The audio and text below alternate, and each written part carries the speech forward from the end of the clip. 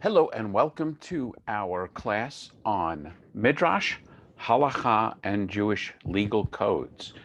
You may notice as you watch this video that there's nobody else attending the class, and that is because the other night when I conducted the class, I forgot to press record. So here we go. Midrash. Midrash is material structured like a sermon that seeks to dig into the biblical text to draw out more information about the text. The word midrash comes from the Hebrew verb lirdrosh, which means to bring out. So it always has the characteristic in classical midrash of picking up on a word or a phrase and expanding the story or the teaching according to that word and phrase. It can be either halachic, dealing with Jewish law, or Aggadic, sort of telling a story or a folk tale. An example of a halachic midrash, a Jewish legal midrash, builds on the phrase that's mentioned 3 times in the Torah, thou shalt not boil a baby goat, a kid, in its own mother's milk. Scholars are not certain about where this commandment comes from, but many suggest that boiling a baby goat in its own mother's milk was a Canaanite magical ritual. And so the Torah, as it prohibits many Canaanite magical rituals and rituals of idolatrous character altogether, would therefore prohibit this one. The rabbis dig into it, and there's sort of 2 ideas. One is making a fence around the Torah by restricting all meat with all milk, including chicken parmesan. The rabbis are saying you would never accidentally eat a kid boiled in its own mother's milk. Or some suggest the rabbis were trying to draw a more detailed message, and that message would be that whenever you eat meat, you're inherently dealing with death. You had to end the life of an animal. But when you have milk, milk is inherently sort of the spirit of living and the essence of life. So therefore, we don't want to mix the two. So as Jewish law develops, it not only speaks about the law in the Torah, but all the Jewish codes and laws reflect this idea of not wanting to mix milk and meat generally. In fact, Jewish legal codes talk not only about mixing milk and meat, but keeping separate sets of dishes for milk and meat, and also waiting after you eat meat before you can have milk. An example of an Aggadic midrash will be one we'll see later in these slides, and that is the story of young Abraham breaking the idols in his father's shop. And it answers the question, how is it that God knew that Abraham would be the right person to become the first monotheist? There are lots of different collections of midrash. The term midrash, broadly speaking, refers to the most famous of these collections, which is called Midrash Rabbah, or the Great Midrash, which contains 10 sections, one for each of the 5 books of the Torah, and one for each of the 5 traditional scrolls, as identified on the slide. There are also many, many other collections of midrash, and no doubt many have been lost over time. There's a wave of types of novels that you could describe as modern midrash. The best known of these is The Red Tent, which deals with what happened to one of Jacob's children, his only daughter, Dinah, and her episode with the prince of Shechem. This was very successful and led to a lot of other books about biblical characters, about Esther, about Sarah, and they're very interesting. There are several classic collections which are available in English.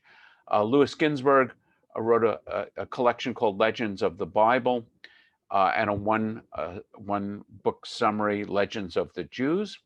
There's one which is quite voluminous. It's the Book of Legends. It is the English translation of a book that was published over 100 years ago, Sefer HaAggadah. And the thing I like about it, and you'll see some selections from this book later in this presentation, the thing I like about it is it gives the sources for all of the stories. So if you would like, from a scholarly point of view, to track down the stories, they are there for you. There is a wonderful book called The Tree of Souls, The Mythology of Judaism by Howard Schwartz. And this really, it gets heavily into Zohar and other mystical texts for more fanciful and wide-ranging stories. And there's also children's books about these midrashim. So it's interesting to read some midrash. And I know you can read the slide yourself, but I'm going to read it with you. It was related on that day that Rabbi Yehuda HaNasi died. Rabbi Yehuda HaNasi, Rabbi Judah the Prince, is a very important rabbi in the Talmud. He is the one who codified and wrote down the Mishnah, the basic oral law. He is so important that quite often when the text refers to him, they simply call him rabbi. So on the day he died, it was decreed to observe a fast, and everyone prayed for God's mercy so that Rabbi Yehuda Nasi would recover from his illness. They said, whoever proclaims that Rabbi Yehuda Nasi died will be pierced with a sword. The significant part is this one, though. Rabbi Yehuda Nasi's maidservant, she's never named, went up on the roof of the house and said, the heavenly creatures desire Rabbi Yehuda Nasi up in heaven. The earthly creatures desire him on earth. Namely, she imaged that the angels of the heavenly host, or whoever it is, hang out with God up in heaven, wanted Rabbi Yehuda Nasi to join them. But his students and his family presumably wanted him to remain on earth. So his maidservant first prays for his recovery. May it be your will that the earthly creatures overcome the heavenly creatures, and that Rabbi Yehuda Nasi remain among the living. But when she saw how many times he went to the outhouse and first took off his tefillin and put on them again, and how he suffered from the intestinal illness that plagued him, she altered her prayers and said, may it be your will that the heavenly creatures overcome the earthly creatures, and that Rabbi Yehuda be relieved of his misery and laid to his final rest. But the rabbis did not silence themselves and stop praying for God's mercy so that Rabbi Yehuda HaNasi would not be taken from them. So the maidservant took a pitcher and cast it down from the roof to the ground and smashed it to pieces. Alarmed by the sudden noise, the rabbis themselves silenced themselves and momentarily stopped praying for God's mercy. And in that interim, Rabbi Yehuda HaNasi died. The rest of the story deals with how his death was announced. But this is a critically interesting and important story.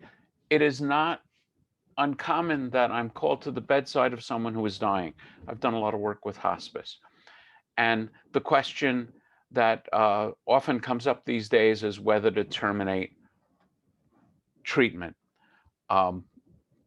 Discontinuing a respirator, for example, stopping tube feeding, for example.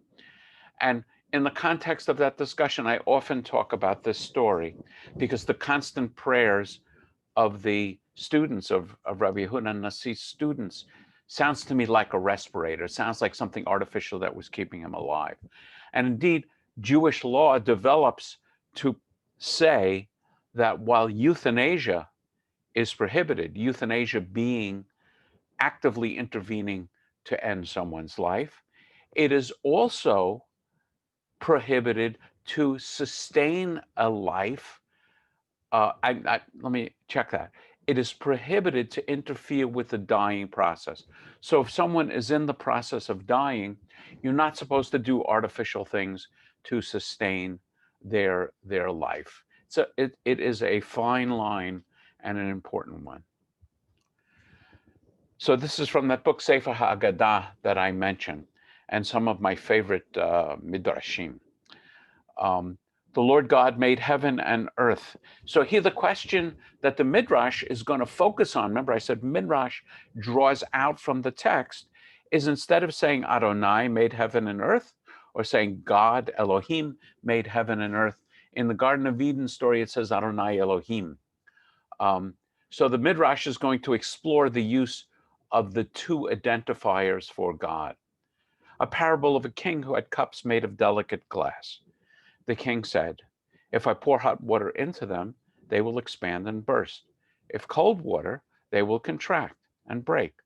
What did he do? He mixed hot water and cold water and poured it into them. And so they remained unbroken. Likewise, the Holy One said, if I create the world with the attribute of mercy alone, its sins will be too many. If with justice alone, how could the world be expected to endure? So I will create it with both justice and mercy, and may it endure. Here again about this text that I really like, Sefer HaAggadah, is they give some explanatory footnotes. So in rabbinic conception, the word Yud-He Vav-He, which we say as Adonai, or Lord, represents the attribute of God's mercy, while Elohim represents the attribute of justice. Both were brought together at the making of heaven and earth. And here is one of the story is mentioned in two different sources. This one is the collection that I mentioned earlier, Genesis Rabbah, section 12 and 12:15. This is kind of a complicated story. I'm not going to read it with you, but it deals with the question of how is it that God knew that Abraham was the right guy to become the first monotheist. And it draws from the idea that since he was the first monotheist, his parents and presumably his family worshipped idols. So the rabbis imagined that his father was in the idol making business, and Abraham would be part of this business as a child, and would go to the swap meet to sell his father's idols. And it tells a couple of interesting stories of a rich person going to buy an idol, saying, I want a mighty idol which would, be as mighty as I am. So Abraham took a big idol, gave it to him, and then as he was about to leave, Abraham asked him, how old are you? And the man asked, 70 years.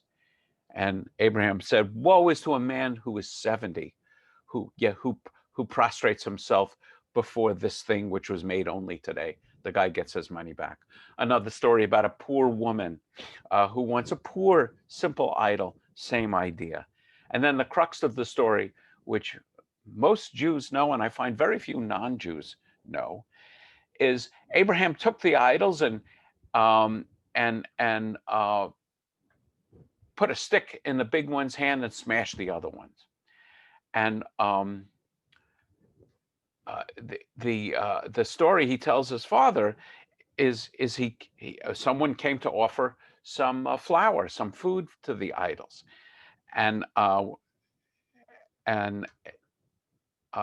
when his father came back, he saw all these idols smashed. So Abraham says, well, this woman came to offer food to the idols, and they started fighting over the food. The big one grabbed the stick and smashed all the idols.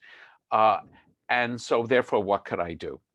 And his father replied, are you making sport of me? They cannot do anything.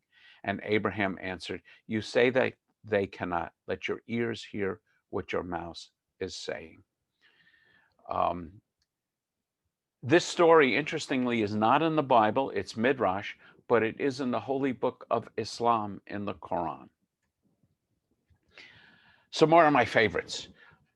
Our masters taught for 2.5 years that the school of Shammai and the school of Hillel were divided. The first school said it would have been better for man not to have been created than to have been created. The other said it's better for man that he was created than it would have not been created. They finally voted, and they decided it would have been better for humanity not to be created. But now, since we're here, let us search our past deeds and decide what it is we should do. Rabbi Akiva used to say, beloved is man, for he was created in God's image.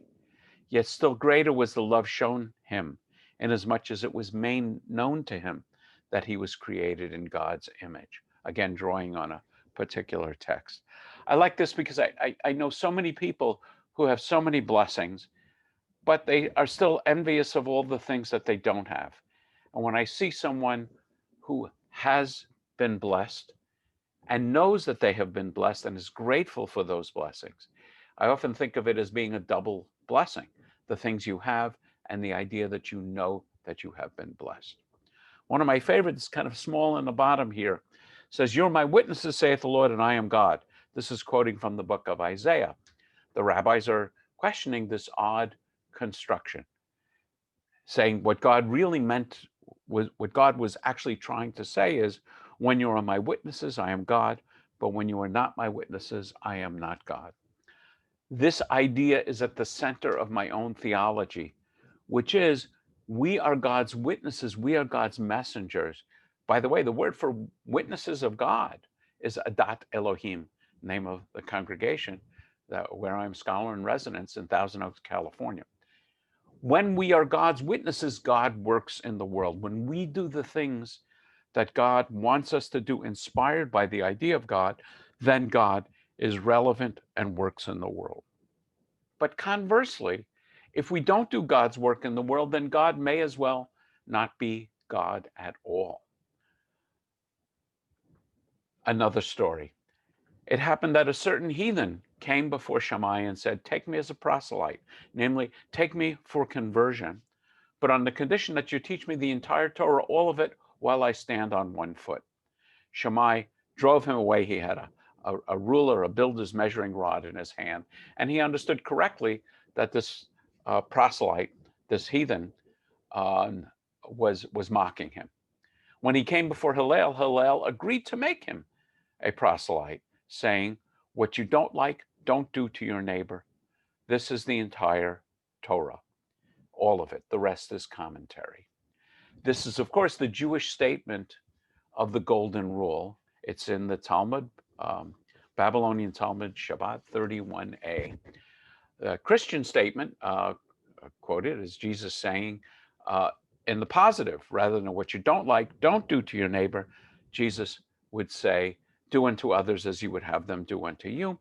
Some scholars speculate that Jesus was a student of Hillel's. Moving away from the subject of Midrash to the subject of Halacha and legal codes.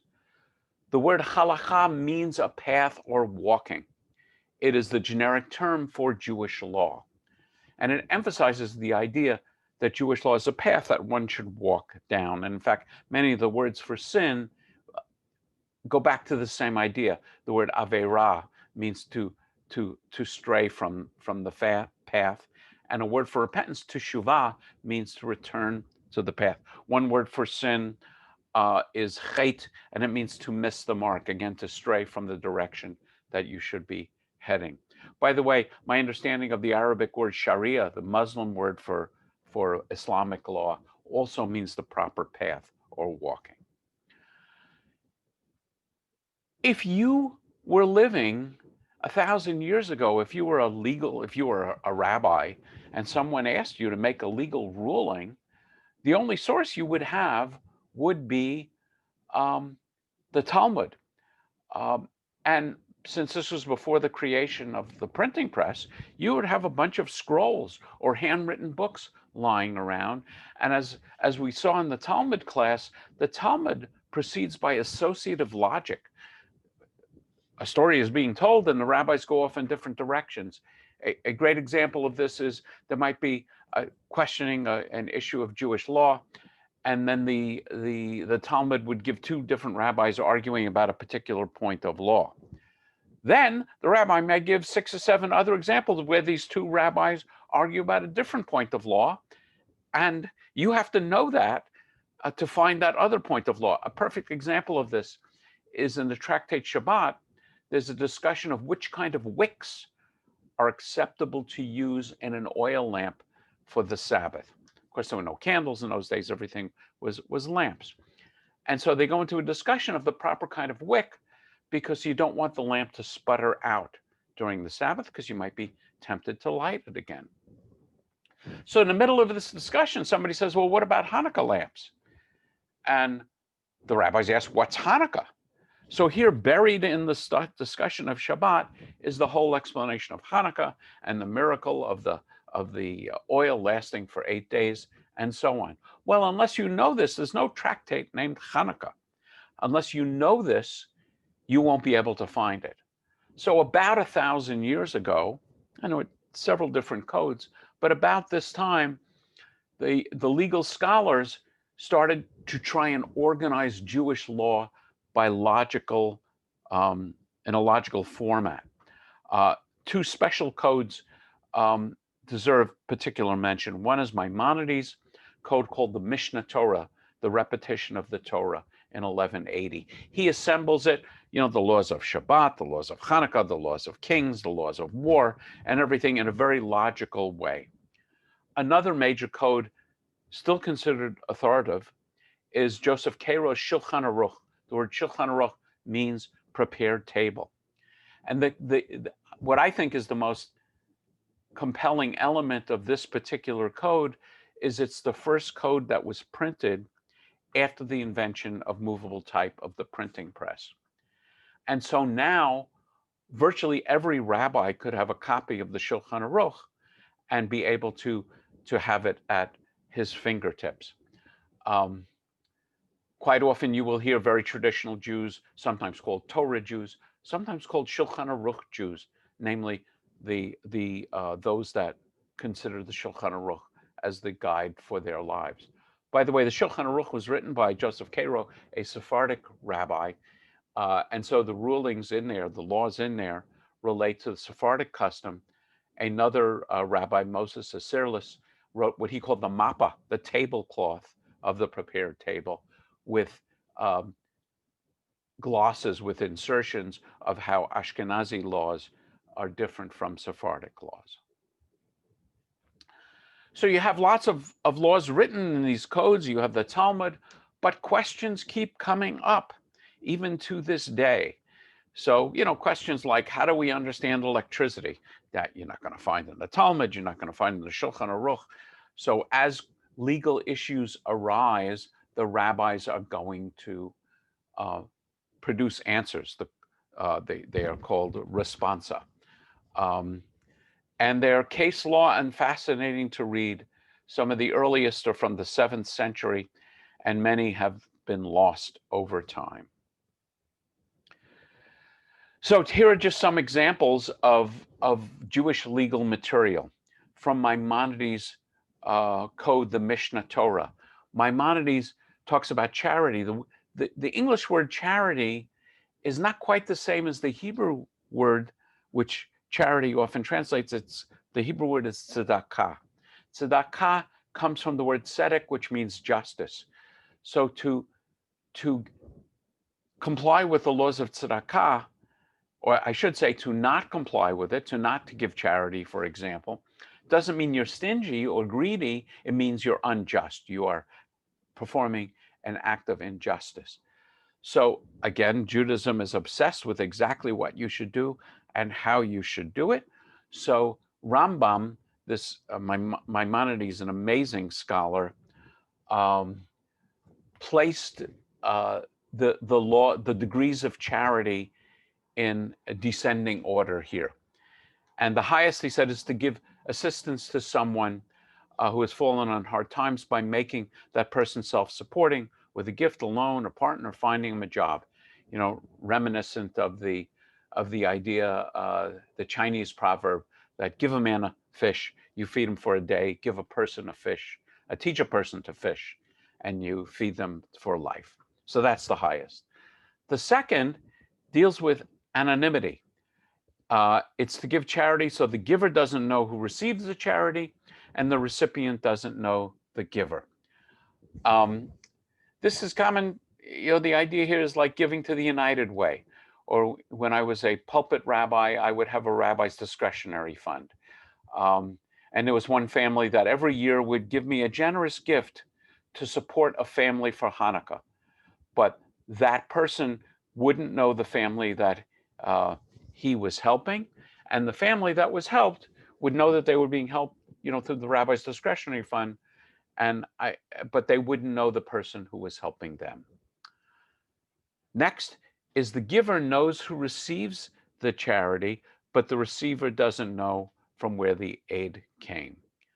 So it talks about the sages throwing money into the doorways of the poor. this is a proper course to pursue, particularly where the administrators of the charity are not fair.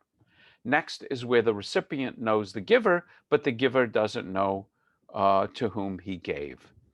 And the idea is that the sages would throw bags of money over their shoulders. And you might say, if you'll see in Israel, if there's an ambulance, the name of the organization, maybe a synagogue, maybe a federation in the United States that has contributed the money to the ambulance. So the person who benefits from the ambulance or just sees it goes by knows, oh, the St. Louis Federation gave that money. But obviously the people in the St. Louis Federation don't know the particular people that they are helping by means of the ambulance. The next one is when a person puts money into the hands of the poor before he is asked. Next level, after he is asked. And I remember a series of ads, they were radio ads with the local, I think it was the Jewish committee,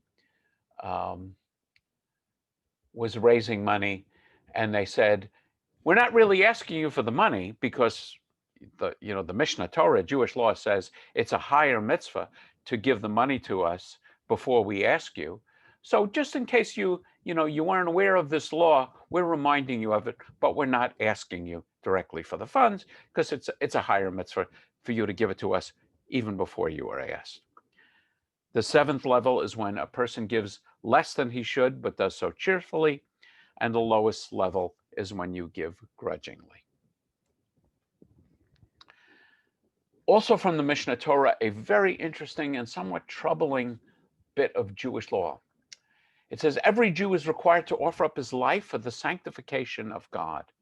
But this applies only to the capital crimes of idolatry, unchastity, and murder. One must choose death rather than commit these crimes. Anyone who does so has sanctified the name of God. But it goes on to say, any other Jewish law can be broken in order to save life or preserve health. So you can violate the Sabbath. In fact, you must violate the Sabbath to help preserve someone's life or health. You must eat food on Yom Kippur if fasting would threaten your health. And this is not an idle issue. I am told in Jewish hospitals, on Yom Kippur, people will be tearing out IV lines because they think they shouldn't have any form of nourishment or sustenance. But it is very interesting that in the beginning of this section, if someone has asked you to commit idolatry, public blasphemy, unchastity, adultery or incest or murder, if someone puts a gun to your head and says, I want you to murder those people over there, you are to surrender your own life rather than commit one of these crimes. Another interesting thing down at the bottom here is that a synagogue may be turned into a house of study, but a house of study may not be turned into a synagogue because the holiness of a house of study is greater than that of a synagogue. Objects may be raised higher in holy use, but not lowered to a less holy use. I love this idea that a house of learning is even holier and more significant than a synagogue.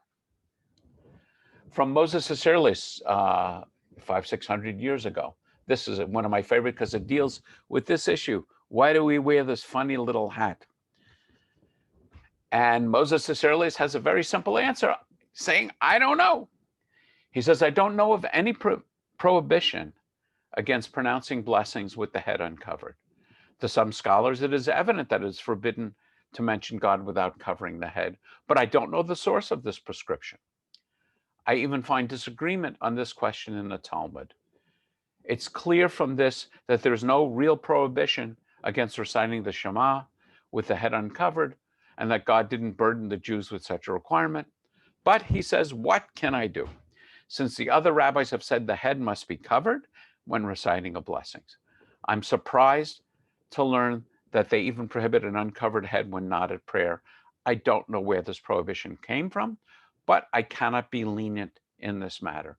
even without a prohibition, even were piety not involved, a scholar ought to follow the custom, since people consider an uncovered head a violation of Jewish law.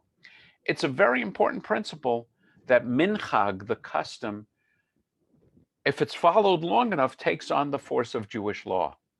When I wrote my book for Christians about Judaism, I did research on where this head covering idea comes from. And there are speculations. One interesting one is that since Christians have adopted the custom of a man taking off his hat when he enters the church, perhaps Jews, just to be different, adopted the custom of covering their head. But no one really knows, and I was relieved to find that even such a scholar as Moses Isserless also didn't know. There is an awesome, awe-filled, and therefore awful book called Responsa of the Holocaust. It's from a rabbi who was young at the time, lived through the Holocaust, was asked many questions that arose, often matters of life and death, and wrote his responses, his answers to these questions, and then actually wrote them down and hid them in cans and buried them. And then after the war was over, he was able to recover his rulings and put them in a 5-volume Hebrew collection of these responsa. There's a 1-volume English summary of these questions. The first one deals, as you might expect, with something that's not all that difficult to answer according to Jewish law, saying that the Nazis, forced slave laborers to eat a particular kind of soup, and it's not clear that it's kosher. In fact, it's probably not kosher. So some of the workers will not eat the soup. Is it permitted to eat the soup? Yes, of course. Here's one a little more difficult.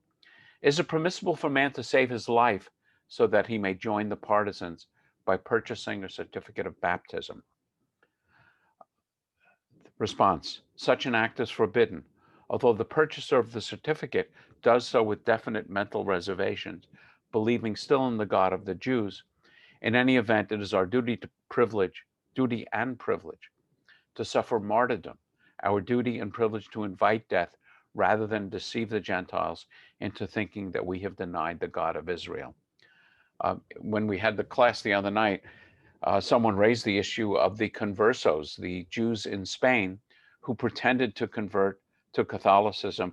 And I don't know how Jewish law dealt with that. It's something I'll have to research. It may well be that in their mind they were relying on the Kol Nidre prayer, rejecting or disavowing in advance certain vows that they would make or statements they would make in of this nature. Let's move on. So I wanted to cover some material in the Shulchan Aruch, and particularly the laws concerning honor due to parents. It doesn't say love your parents. It says honor your father and your mother, and it even says you shall yirah, you shall fear every man his mother and his father. The rabbis notice that when the word honor is used, the father is first, and when the word fear is used, the mother is first. And they explain it's more natural for a man to honor his mother than his father. Therefore, father is put first here. And it's more natural for a man to fear his father over his mother. So therefore, the mother is mentioned first. Then it gets down to specifics. What does it mean to have yirah, which you could say fear or awe of one's parents? One must neither stand in a place appointed for one's father, according to his rank, nor in the place reserved for him to pray. You must not sit in the place of your father's seat in the house. Reminds me of Archie Bunker and All in the Family, when no one was allowed to sit in Archie's seat. One must neither contradict one's father nor corroborate his words in his presence, even by saying, it is obvious that the father is right. To what degree should the parents be feared?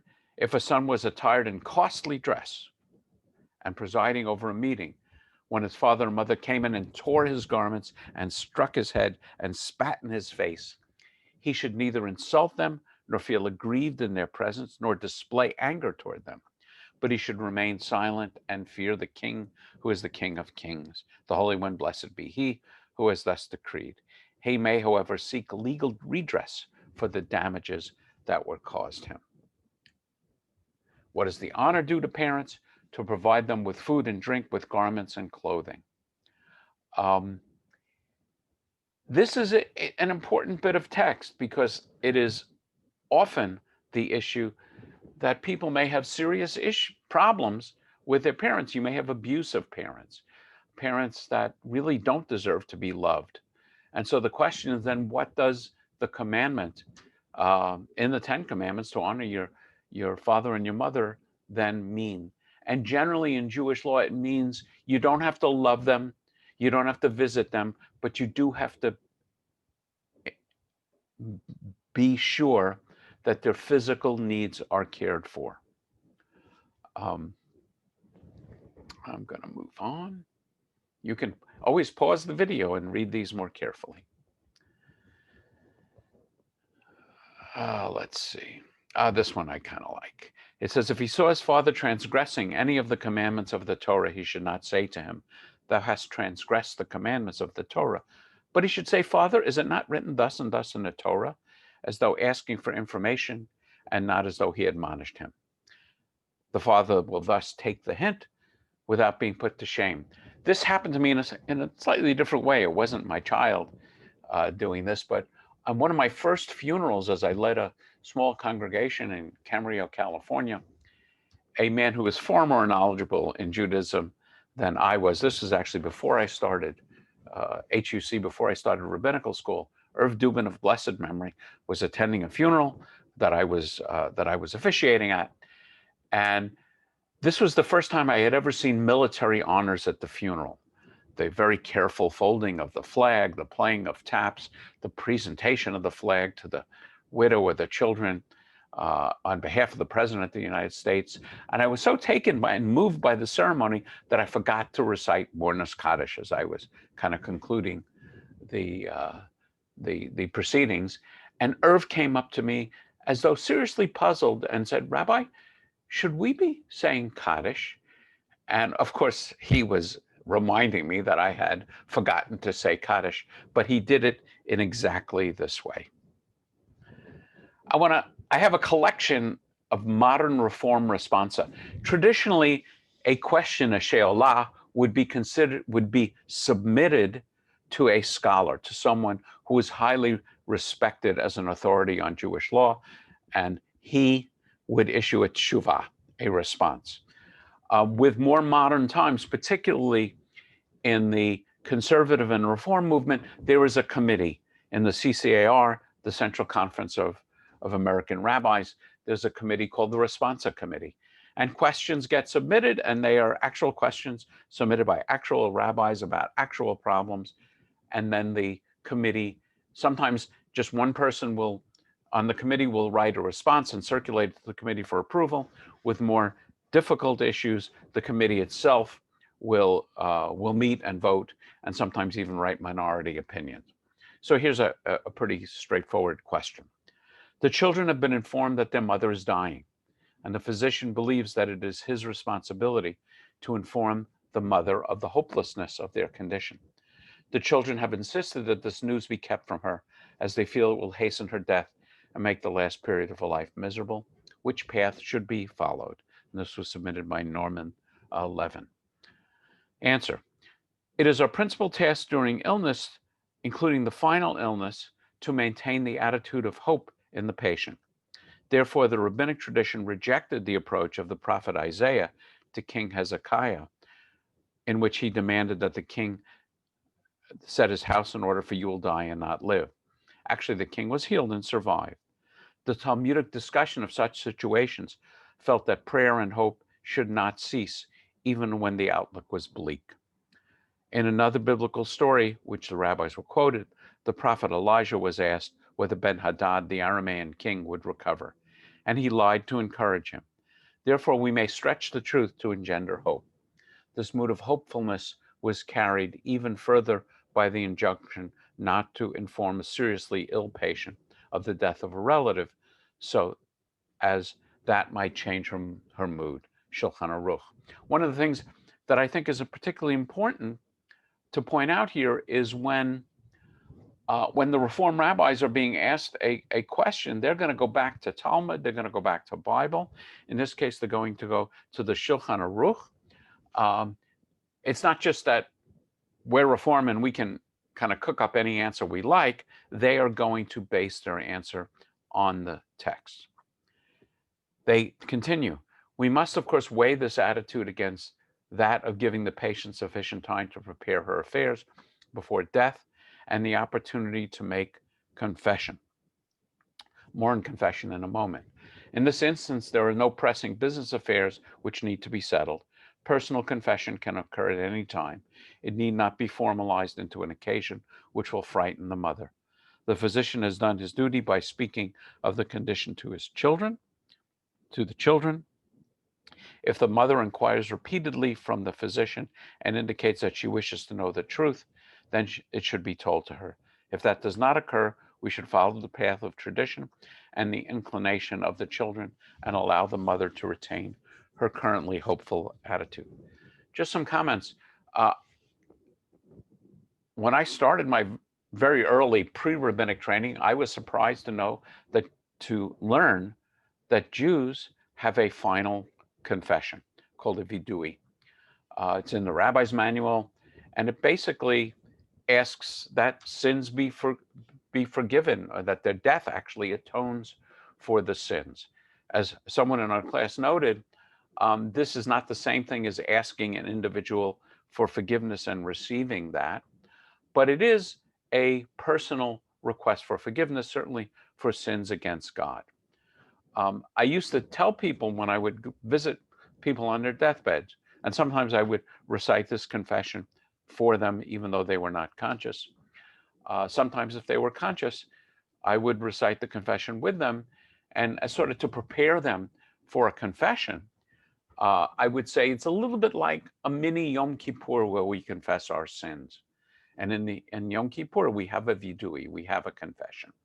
What I didn't know at that time and learned through subsequent research on my own is that, in fact, the vidui on Yom Kippur comes from the idea of the individual confession.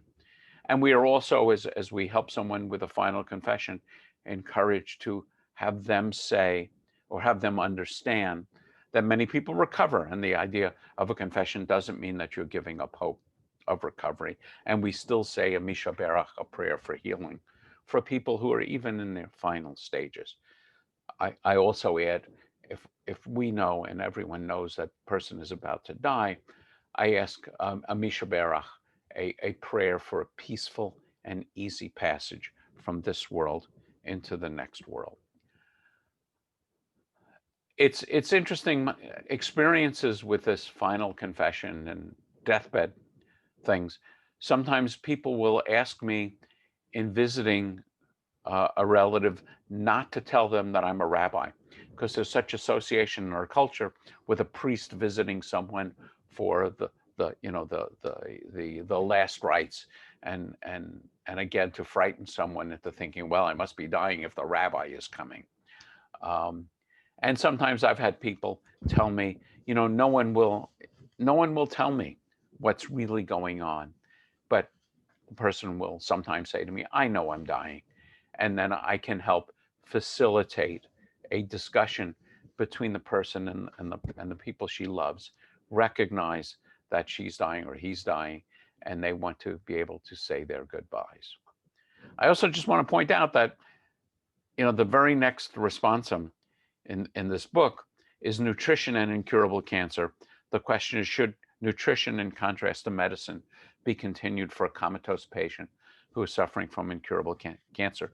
These are not theoretical questions often. They are very practical, serious questions. Okay, so some announcements. And I mentioned that there were two programs on Thursday night. One was a program by the interfaith community on home worship by members of the Church of Jesus Christ of Latter-day Saints. If people are really interested in that, I can give you a link to it. And then there's a wonderful program going on with Dr. Douglas Moss. Again, I can give you links to those sessions if you're interested. I also want to note that I am now publishing all of these YouTube classes. You don't necessarily have to go to my website to find them. If you just do a search in YouTube on my name, you will find them. And next week's session will be on Jewish mysticism, Kabbalah, and Zohar. So thank you for coming, and see you next week.